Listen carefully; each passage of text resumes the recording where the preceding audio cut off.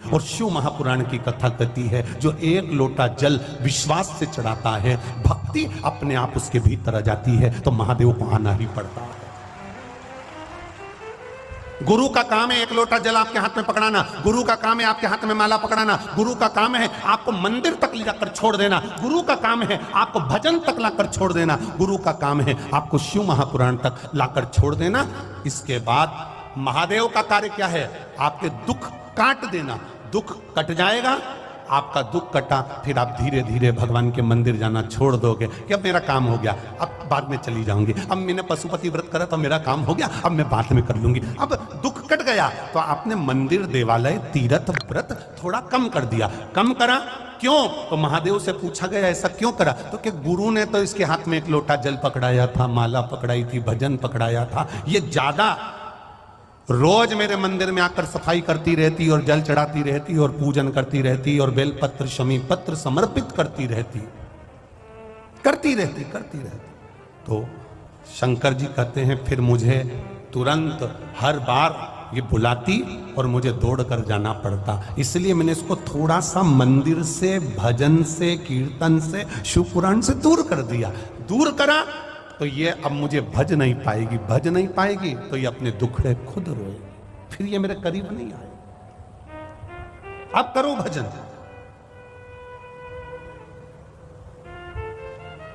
कोई पूछे तुमसे कहां गई थी, कह देना भगवान के मंदिर गई थी। कोई पूछे कहां गई थी, तीर्थ करने गई थी। कोई पूछे कहां गई थी, अरे विचार तो करो।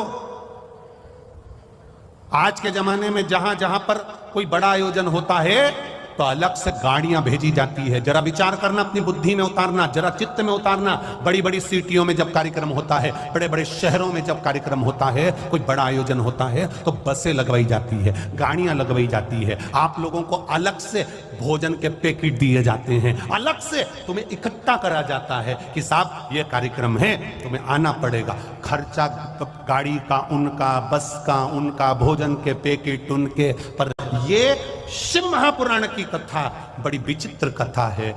ऑटो का पैसा भी तुमको देना है, बैठना भी तुमको है, और धूप में आना भी तुमको है, और भजन गाना भी तुमको है। आज हम भले अपने सुख में जी रहे हैं, हम 25 लाख की गाड़ी में घूम रहे हैं, हमारे पास में एसी का कमरा है, डनलप के गद्दे हैं, बच्चे हैं, परिवार है, सब कुछ है, धन दौलत संपदा। एक पत्र आया है, उसको हम ढूंढेंगे, अभी आपको पढ़ के सुनाएंगे। उस पत्र में लिखा है, मेरे यहां धन की कमी नहीं है गुरुजी, सब कुछ है, मेरे पास में पैसा, गाड़ी, बंगला सब है। मेरा पति को अटैक आ गया, हार्ट अटैक आया, कोई चंडीगढ़ आदि के पास का होगा पत्र है वो, चंडीगढ़ के पास का। फिर उसके पति को चंडीगढ़ लेकर गए। तो धन की कमी नहीं है, वैभव की कमी नहीं है, सत्ता की कमी नहीं है, सब कुछ है। मेरे पति की पहचान सब दूर है। पर गुरुजी हॉस्पिटल में लेकर गए, एक बार में 3 हार्ट अटैक एक साथ आ गए। जब एक साथ हार्ट अटैक आए, डॉक्टर ने वेंटिलेटर पर डाल दिया, और डालने के बाद उसको पटकने के बाद, किसने लिखा था पत्र, उसका पत्र यहां होगा, तो उसमें 3 हार्ट अटैक एक साथ आ गए, एक साथ। और गुरुजी डॉक्टर ने हाथ पीछे कर लिए, सारा परिवार, सारे संबंध, सारी जान पहचान, सारी गाड़ी बंगला धरा रह गया। अगर मांग में सिंदूर नहीं तो यह सुख किस काम का है गुरुदेव, तो किस काम है? तब हाथ जोड़कर किसी से कहा कि भाई कोई सियोर का रुद्राक्ष हो तो हमको दे दो। कोई हो सूचना पहुंचाई, तब किसी ने रुद्राक्ष दिया, उसका पानी उनके शरीर पर रुमाल गीला कर कर लगाना चालू करा। कुछ देर बाद 3 हार्ट अटैक जिसको आ गए हो गुरुदेव, उसकी श्वास चलना मुश्किल है, पर बाबा ने श्वास दे दी। शिव तत्व है, उसको पहचानो, उस देवादिदेव महादेव को जानो।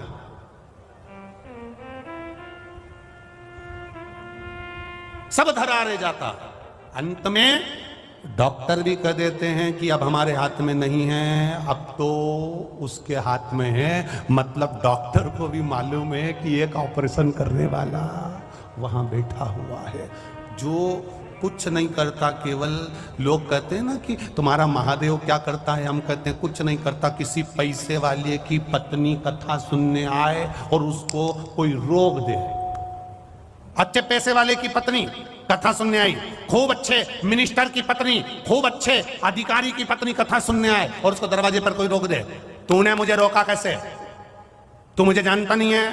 हम नहीं जानते, अंदर नहीं जाने देंगे। बोल दिया ना एक बार, नहीं जाने देंगे तो नहीं जाने देंगे। तू मुझे जानता नहीं है, लगाऊं फोन? लगा ले। और उन्हें फोन लगाया और फोन लगा के जैसे ही दरवाजे के उस व्यक्ति को दिया, उन्होंने कहा मैडम हम समझ नहीं पाए, प्लीज कम, अंदर आ जाइए, आइए अंदर जाइए, बैठिए। उसने फोन लगाया तो लोग पूछते हैं ये महादेव करता क्या है? कुछ नहीं। आखिर एक लोटे जल में ऐसा क्या है? हम कहते हैं कुछ नहीं। जब दुख की घड़ी आती है लोग एक लोटा जल लेकर महादेव के मंदिर में पहुंचते हैं। क्यों? यमराज से कहने के लिए लगाऊं फोन। और एक लोटा जल जैसे ही महादेव को चढ़ाने के लिए जाती है, महादेव समझ जाते हैं इसने फोन लगा दिया महादेव को। और महादेव को फोन पहुंच गया तो महादेव ने डमरू खड़काया। जो डमरू खड़काया तो यमराज भी कहने लगे आप व्हाइट कलर की टवेरा लेकर पहुंचो, मैं ब्लैक कलर की स्कॉर्पियो वापस ले जाता हूं। महादेव आप नंदी को लेकर पहुंचो, मैं इस काय पे बैठता? अरे बोलो बोलो यमराज, भैंसे पर इस ब्लैक कलर की स्कॉर्पियो को मिले। और अंत समय प्रभु आना पड़ेगा, वचन दिया तो निभाना पड़ेगा।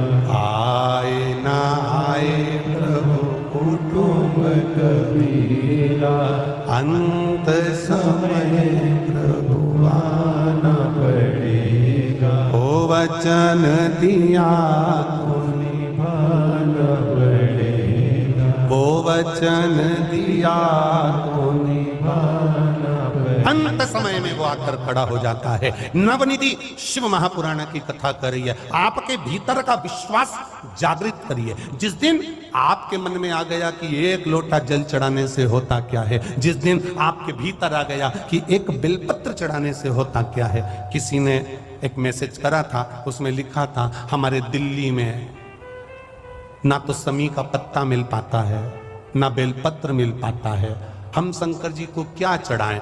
हमने उनको मैसेज में खबर करवाई कि आशीष उनको लिखकर भेज दीजिए, आपने बस दिल से अगर एक लोटा जल चढ़ाते समय महादेव का स्पर्श करते हुए कह दिया बाबा मैं बेलपत्र चढ़ा रही हूं, मैं शमी पत्र चढ़ा रही हूं, बाबा ने उसको स्वीकार कर लिया।